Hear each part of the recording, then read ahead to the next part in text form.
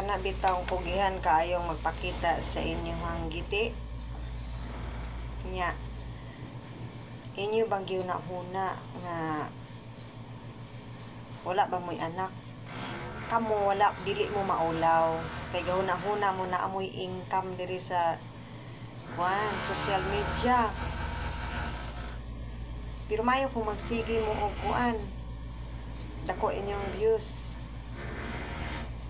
Gahuna-huna ba ninyo nga basin ang inyong mga anak maoy ma-depress, paghatag nila og anxiety kay tungod sila mo'y naulaw ninyo.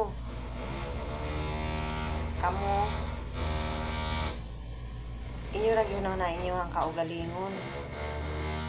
Inyo bang gilantaw ang inyong mga video or inyong picture nga inyong gipakita ninyong atubangan maayo ba tan-awon? No? Ang mga babae nga maglantaw ninyo nga mag-ingana mo lain kaayo. Lain kayo basi makaingon ka kung makakita ka ni kay usa ka sa naghubo diha or sa nangihi or pakita ka sa imuhang din atubangan basi makaingon ka na suya ko. No, bahala dili ko musikat dire, okay ra na nako. Ang ako lang kay basin pa ka na inyong mga anak luoy kaayo. Dili na ganahan mo gawa sa balay kay sila mo'y naulaw. Dili na ganahan mo eskwela kay mabuli na sila sa eskwelahan kay tungod ang ilahang amahan or inahan nakita nila sa social media nga naghubo.